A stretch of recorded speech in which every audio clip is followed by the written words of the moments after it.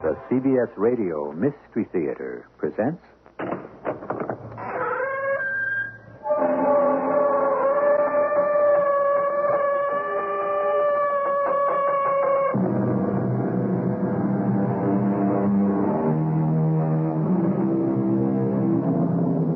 Come in. Welcome. I'm E.G. Marshall. One cannot be wise and in love at the same time, said the poet. And what is the implication? That love, obviously, is a pastime and an occupation for fools. Poets in general seem to have had a sorry time of it with love, when you consider most of their verses on the subject. And yet, there would seem to be a melancholy strain of truth in their singing. After all, how many deliriously happy lovers do you know? Lizzie, you have to give him up. I can't. But he's a liar. Yes? A thief. Probably. He'll betray you. Most likely. He could even kill you. It doesn't matter. How can you say it doesn't matter? Because I love him.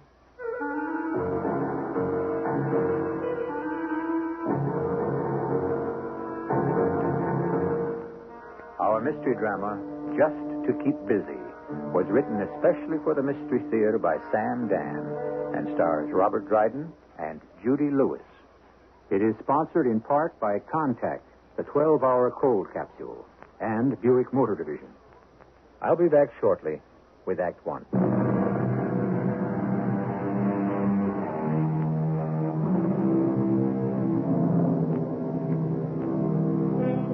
A hunter went walking in the fields with his gun one morning, and he saw a seagull.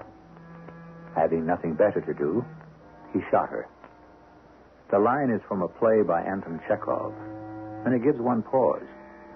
How true it is that so much of the harm that is done in this world does not result from an evil motive or a bad intention, but just out of sheer boredom, or, as the dramatist said, for lack of anything better to do. I'll buy that, Mr. Marshall. It's the story of my friend Woodrow Wallace, or Woody, as everyone calls him. Whenever you ask him why he's doing whatever it is he happens to be doing at the moment, why, Woody just gives you that, yes, I suppose I have to say it, that radiant smile of his, and replies, "Oh, just to keep busy." Just to keep busy. Well, this particular day dawned uneventfully enough. The morning was filled with routine chores when... Mr. Gilmore, Mr. Woodrow Wallace is here to see you. He doesn't have an appointment. It's all right. He doesn't need one. Yes, Mr. Gilmore. Woody Wallace, just what I need to make the day. Franklin! As long as you're here, come on in, sit down. What kind of a welcome is that? A worn-out welcome. And I've come here to make you rich. Sure? Hey, now, where's that old spirit, that old get up and go? You know, I don't even know why I bother with you. Woody, I have just this moment come to a conclusion. And what is it? I'm finished with you. Now, you don't mean that. But I do. How can you mean a thing like that? Woody, it happens to all of us.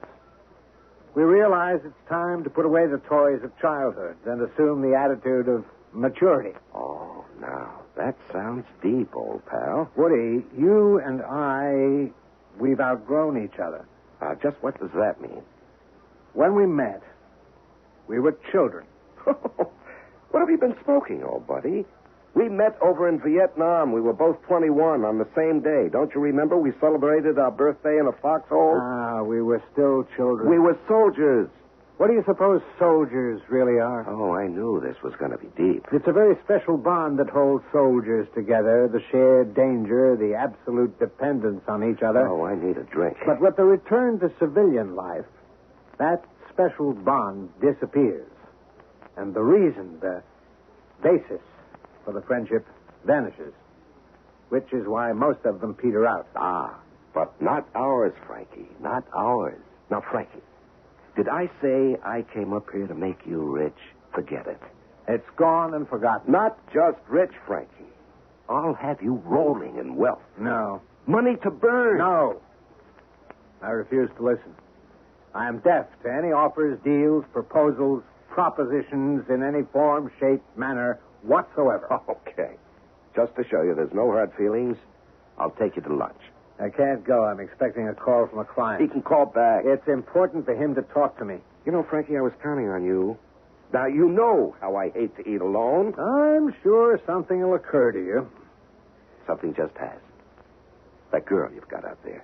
The new one. What's her name? No, Woody. What do you mean, no? She's different. Frankie, come on, they're all the same. She's a very naive, sweet girl. They're the best kind. What are you saying? Do you know what's wrong with our society? We've lost our innocence. People are too jaded, cynical.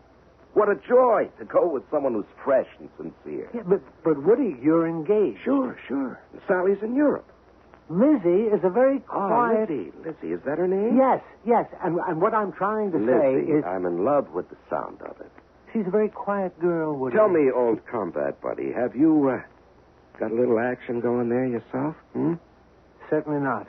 I got me a clear field, huh? No, she's not your type.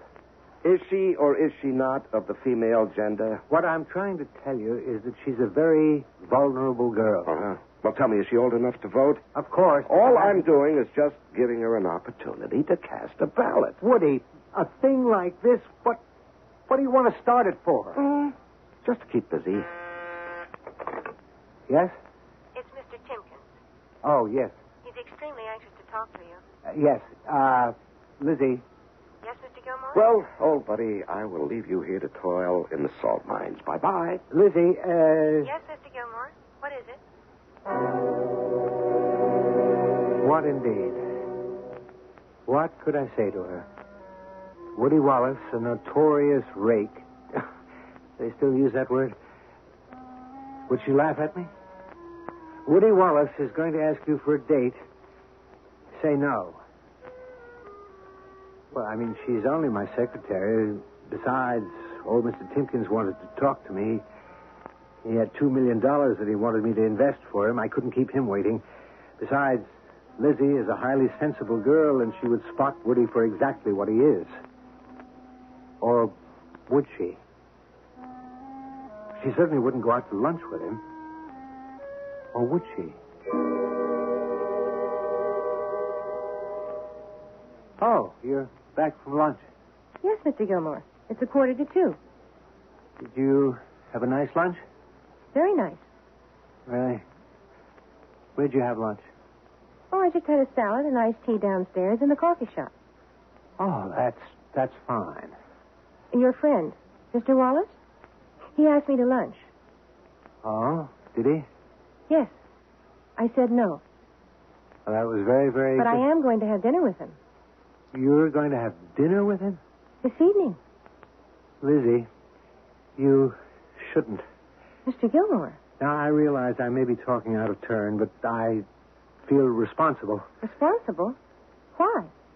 Well, he's a friend of mine. And? And if he hadn't come up here to see me, you would never have met him. And I would have been the loser for it. How can you say that? He's so handsome. And so charming. Now, Lizzie, please, listen to me. You've heard of collectors, stamp collectors, book collectors, art collectors. Well, Woody Wallace is also a collector. Really? What does he collect? Women. To him, every woman he sees represents a conquest. When he's made his conquest, he drops her. You believe me? Why would you lie to me? Besides, I knew it. And knowing you'd still go out with him? Of course. Oh, I understand. You think you're going to be the one who can conquer him. Well, forget it, Lizzie. All we're doing is going out to dinner. Lizzie, he's engaged to be married. I know that. In other words, Lizzie, there's nothing I can tell you. They went out to dinner that night, and the next night, and the one after. They had lunch together every day. Saturday afternoon, I went to the club. They were playing tennis. Sunday morning, when I went to the club, they were playing golf. And Sunday afternoon, Woody asked if he could borrow my sailboat and take her sailing. Well, the change in Miss Lizzie Wentworth was marvelous to behold. She'd always been efficient, but now she was effervescent. Mr. Gilmore, isn't it a fantastic day? It's not bad. Do you know who knows how I feel? Or I should say knew? No. Who? Robert Browning. Browning? You never heard of Browning? Oh, you must mean John Browning. He invented the machine gun that bears his name. Robert Browning, the poet. Oh, wonder if they were related. I always loved poetry, even though I never really knew what it meant. Until just now. Really? You never knew? My favorite. From Pippa Passes by Browning. The years at the spring and days at the morn, mornings at 7, the hillsides dew pearled, the larks on the wing, the snails on the thorn. God's in his heaven, all's right with the world. Well, it sounds very simple to me. Well, how can you possibly know what it means unless you're in love? In love? God's in his heaven, all's right with the world. In love? When you're in love, you know God's in his heaven and how absolutely right the world is. In love with whom? Why, with Woody. Woody? Oh, no. Oh, yes. And Woody's in love with me. Well, how do you know Woody's in love with you? How do I know? Oh, Mr. Gilmore, how do I know the sun is shining? How do I know my heart is beating? You have misjudged Woody. I have? Well, now, Lizzie, just let me tell you this. Why must you tell me anything? I don't want you to get hurt. Hurt? By whom? By Woody. Oh, how little you know Woody. Woody and I were soldiers together in Vietnam. Nobody knows Woody better than I do. You know the outside of Woody, the front he presents to the world, the cover that hides and protects the real Woody. Real Woody? The real Woody. The shy, the timid Woody. The Woody who's frightened by the world about him, who desperately needs love. And I know it, Mr. Gilmore, because I'm frightened of the world myself. Woody and I recognized we were kindred spirits. We planned to be married. Married? Well, yes. It's what happens when two people are in love. You and Woody are getting married? You find it hard to believe. After all, you have so much invested in the Woody you thought you knew, it's hard for you to admit you were wrong. I'm so glad I was wrong. I'm so happy for you. Could I ask you a favor? I don't have any family. Would you give the bride away? Lizzie, I would consider that an honor and a privilege. Oh, Mr. Gilmore, I'm so happy.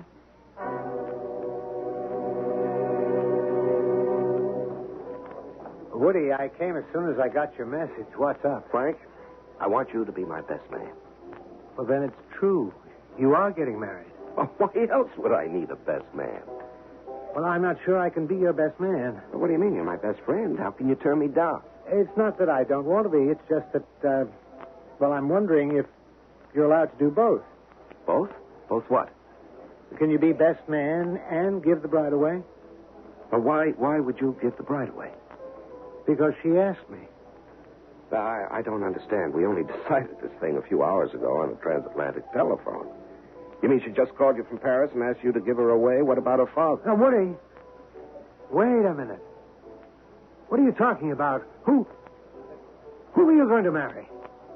Now, what kind of a question is that? I'm going to marry Sally, my fiancée. Sally? Well, of course, Sally. Who else?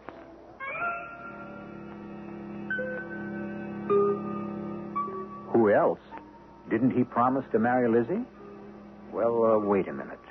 In the interests of strict accuracy, we did not hear him promise with our own ears. We heard Lizzie say something about the two of them planning it. Or maybe Lizzie heard what she wanted to hear. Well, we'll all hear more about this thing in Act 2. And for those of you who are waiting for someone to get killed, stick around. You know how quickly the game of love can become the game of death.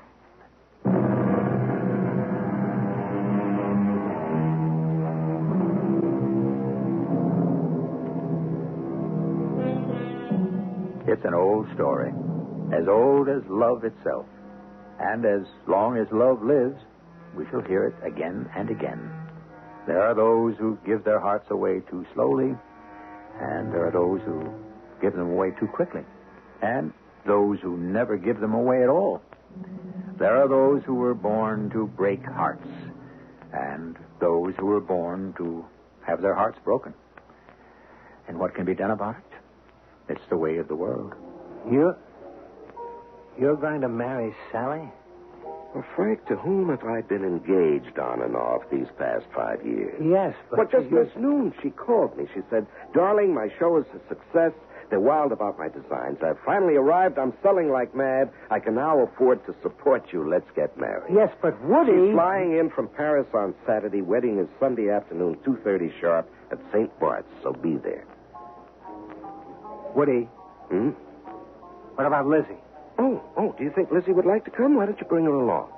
Why, you dirty...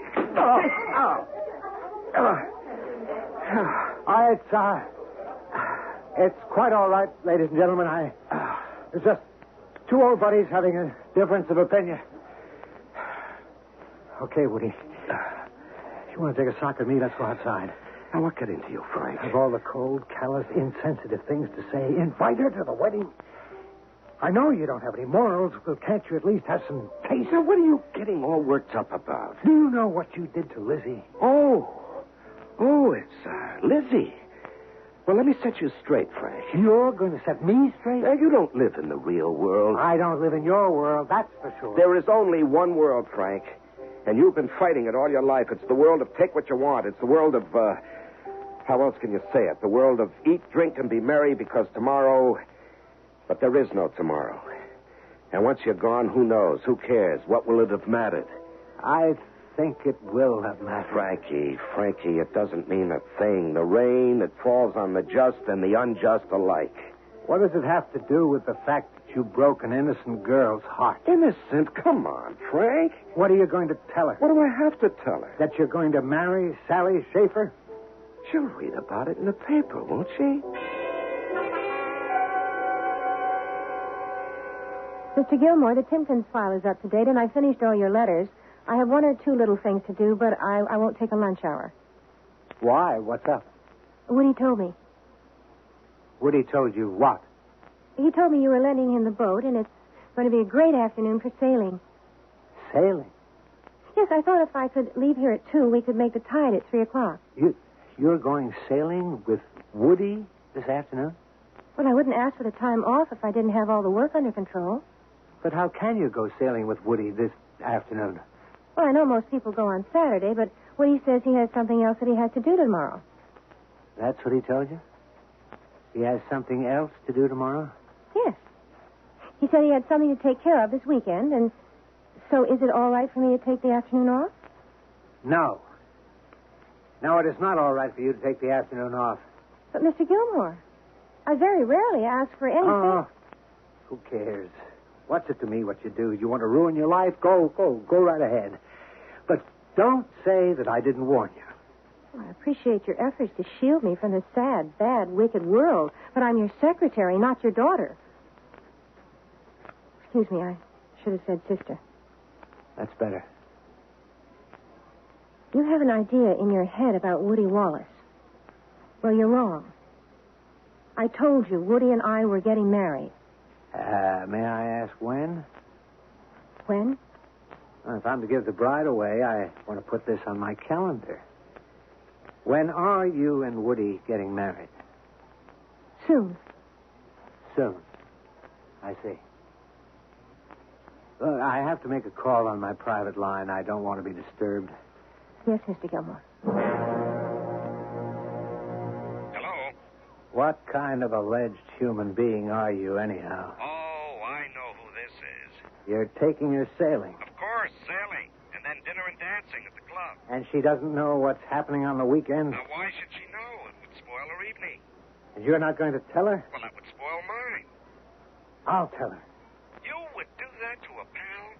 I never want to speak to you again. You know, you've been saying that every day for 10 years, but we're still buddies. We always will be. Now, let me give you a true buddy's advice. I don't want to hear another word out of you. You tell her. You know what'll happen? She'll blame you. Me? You know what they used to do with the messenger that brought the bad news in the olden days? They'd cut off his head. You know why? Because it was his fault. So go ahead, tell her. She'll hate you for the rest of her life. You're the most unscrupulous, contemptible... Go on, lay it on. I love it. Woody, I was the one who brought you into the club. For which I thank you from the bottom of my heart. It's a very conservative place, and you've been bringing Lizzie there constantly. Why not? Well, everybody's gotten to know her and like her, and they think that you two are going to be married. Well, I can't be held for what other people think. But if the two of you show up there tonight, two starry-eyed lovers on what amounts to the eve of your marriage to Sally, what'll people think of you? Frank, I've never been concerned with what people think of me.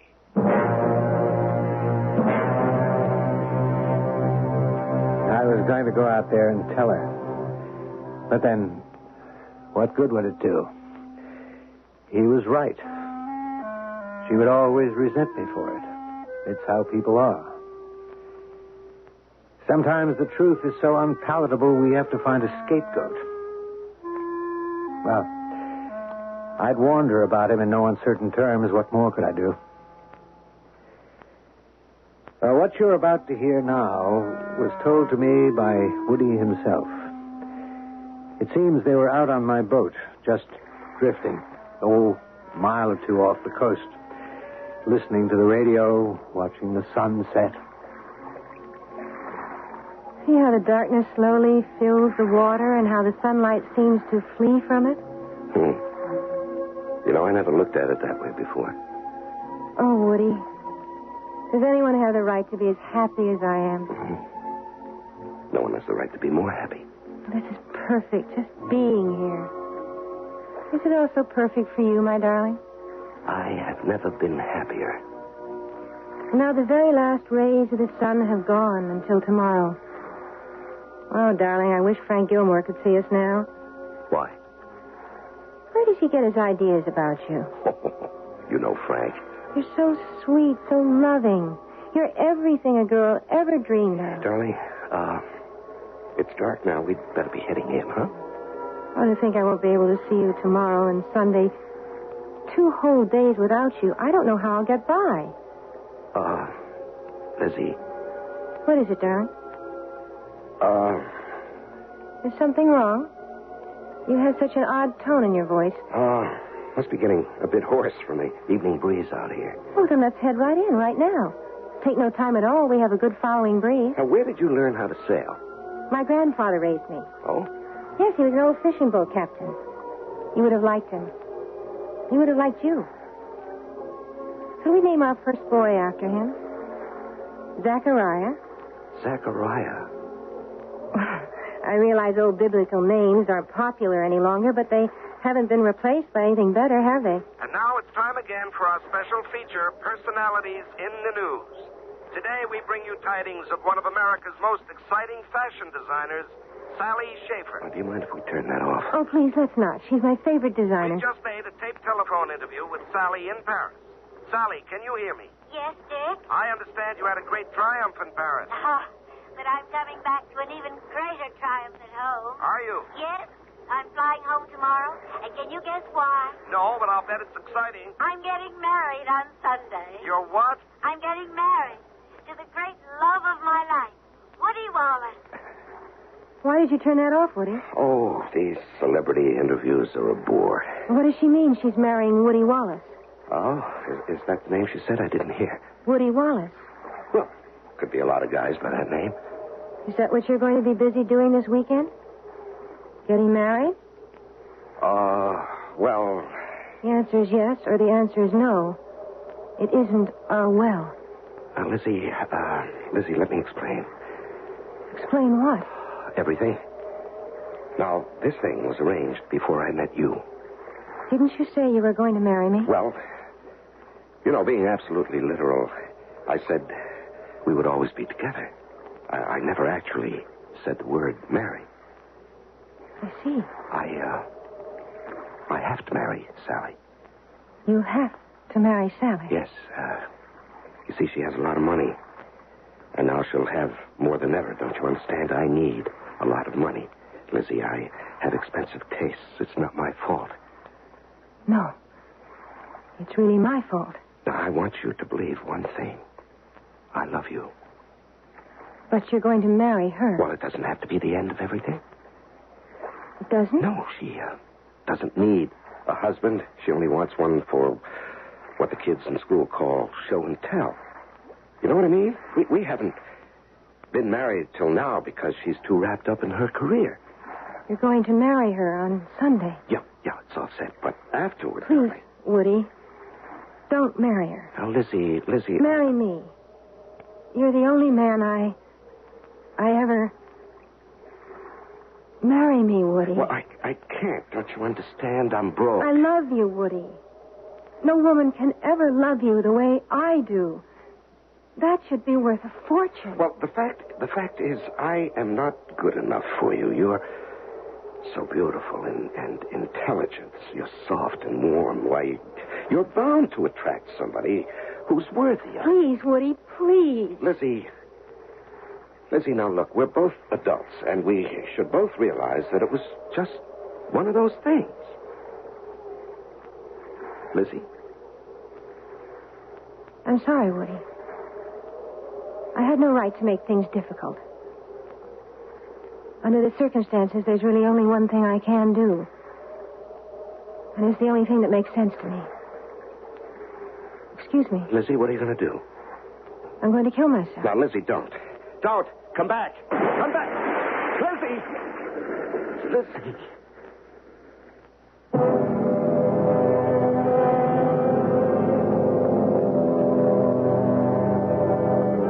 The cold, dark waters of the Atlantic Ocean close over Lizzie Wentworth. Desperately, Woody Wallace tries to bring the sailboat about in the freshening breeze, and he peers into the blackness of the night. How can he find her? What can he do? Well, what you can do is just try to relax and wait patiently for Act 3.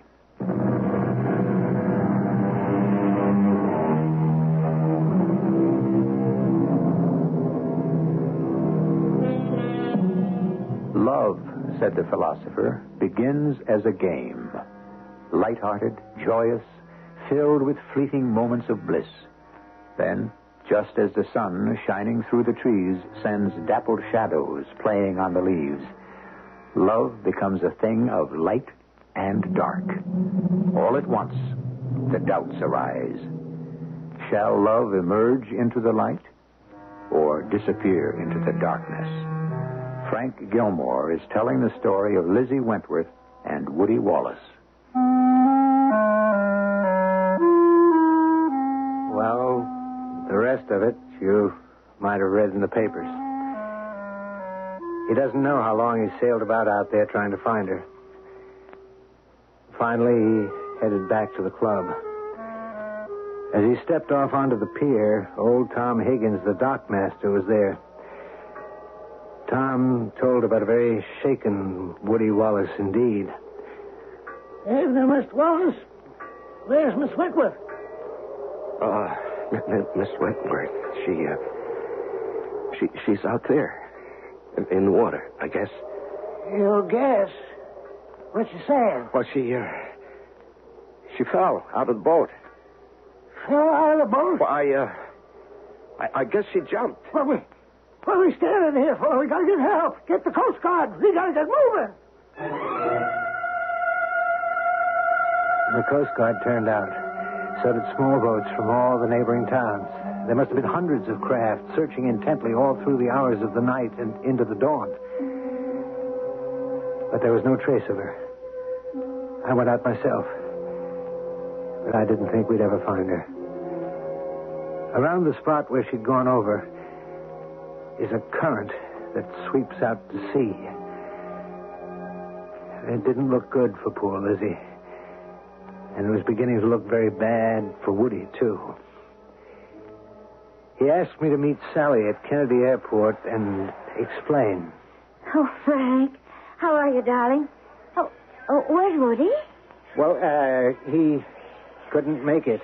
Couldn't make it? Yes, Sally, he... Oh, I smell a cover-up. The old faithful army buddy is here to sell me a mother's goose yarn about my Woody. No. I'm not here to cover up. It's too serious for that. Serious? Where is Woody? He's in jail right now. In jail? Oh. Well, what is it? I told her on the way into the city. I held nothing back. I was in no mood to protect Woody, not this time. I told her all about Lizzie, the full story from beginning to end. She listened. Her face betrayed absolutely no emotion. The poor girl committed suicide. It's regrettable. Oh, I know it doesn't make Woody look like a hero exactly. He really didn't commit a crime. That is, a legal crime. So on what charge is he being held? Suspicion of murder. Murder? Well, the girl committed suicide. You just said she jumped overboard in an effort. I'm only saying what Woody said. But murder? A great many people refuse to believe she committed suicide. Why?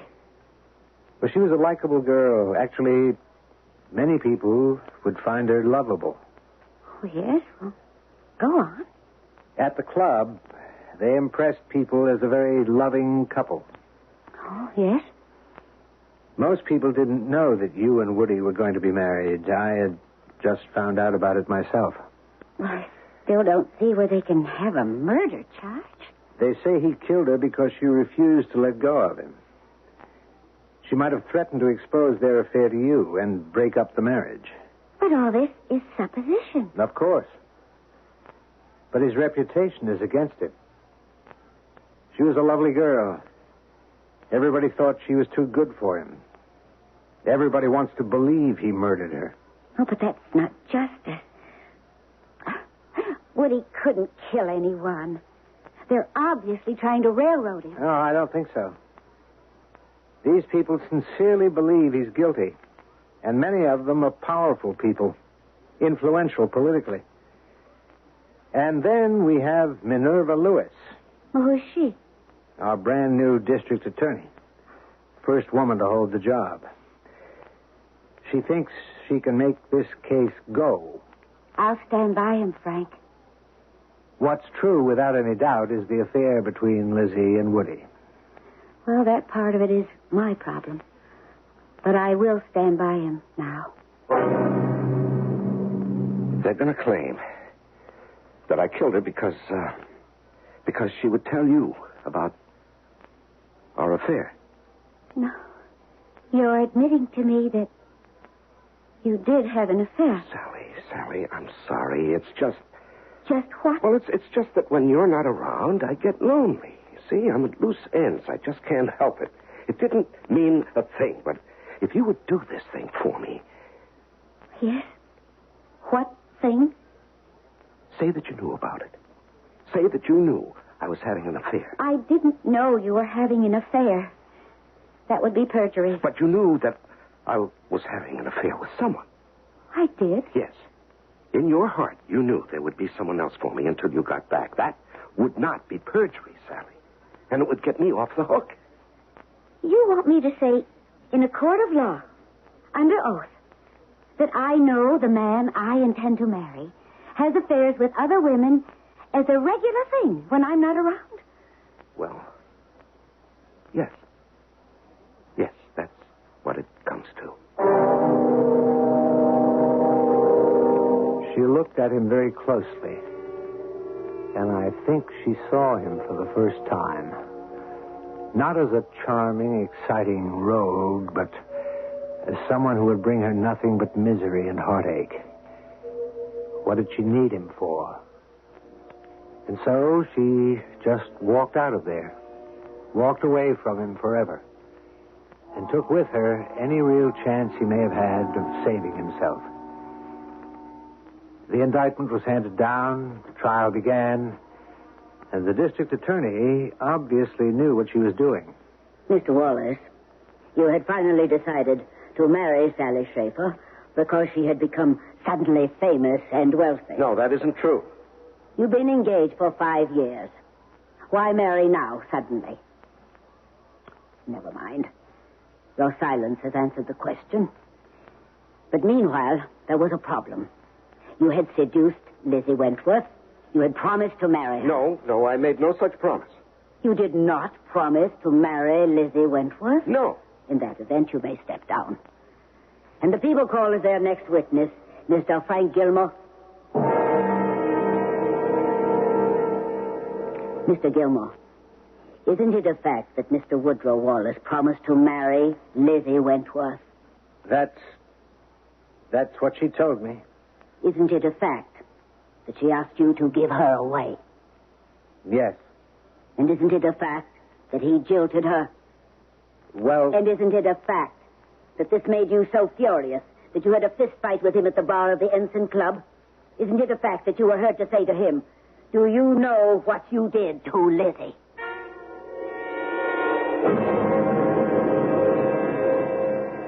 She was driving it home for all it was worth. I looked all around the courtroom at the spectators, at the jury, at the judge. The verdict was already in. Ladies and gentlemen of the jury, he lied to her. He seduced her. He broke her heart. And then, having no more use for her, he tried to cast her aside. But she refused to go quietly.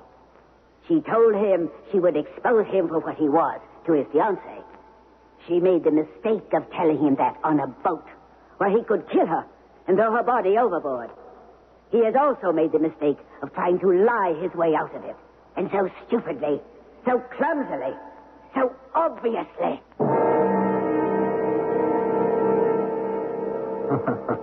Ironic, isn't it?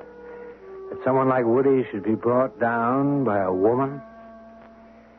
The jury stayed out for 2 hours. I think they did it so they could have lunch. The verdict, guilty. The sentence, life.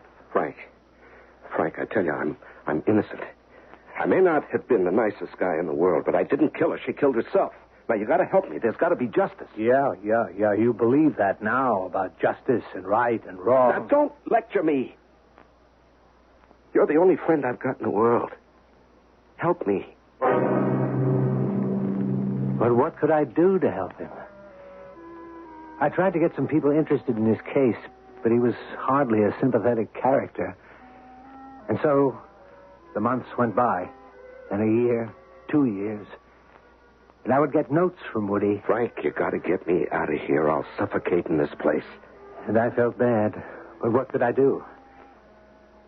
Then one day I was on a business trip, and I stopped for lunch at a restaurant in a small southern coastal town.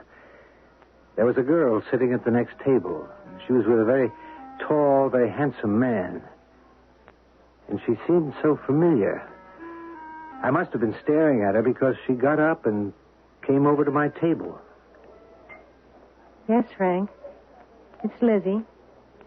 Lizzie? But you're dead. I was almost dead. I wanted to die. But once I was in that cold water, I changed my mind.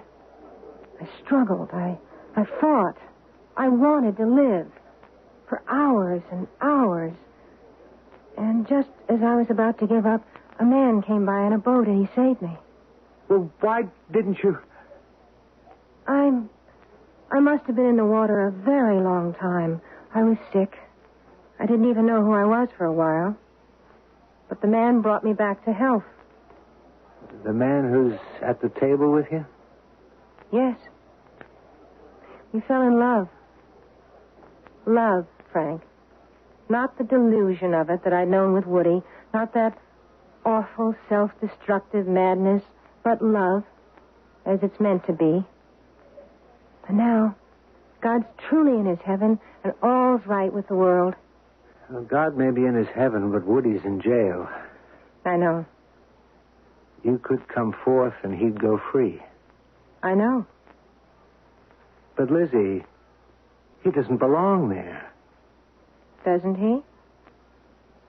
Lizzie, I could tell the authorities you're alive. You're not saying that with very much conviction, Frank. Besides, you couldn't prove it.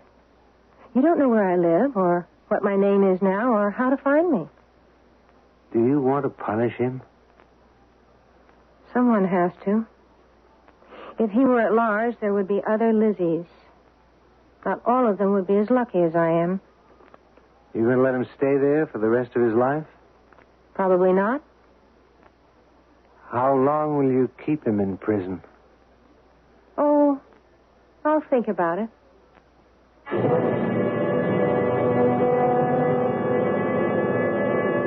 And as far as I know, she still is thinking about it. Now, you may say it's wrong for any person to use the criminal justice system for his or her own private ends. But life has its little ironies, doesn't it? There are many guilty people who really don't deserve to be in jail, and many innocent ones who do. And all we're doing is adding to the confusion. I shall return shortly.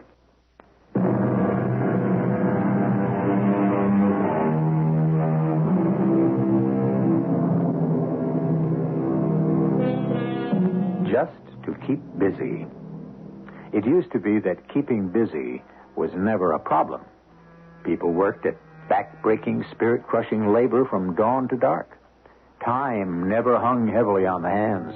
There were those who said that if people were freed from constant toil and were given leisure, they would become philosophers and poets. Why hasn't it worked out that way? Well, you can spend some of your leisure time profitably with us. Our cast included Robert Dryden, Judy Lewis, Larry Haynes, and Evie Juster. The entire production was under the direction of Hyman Brown. This is E.G. Marshall inviting you to return to our Mystery Theater for another adventure in the macabre. Until next time, pleasant dreams.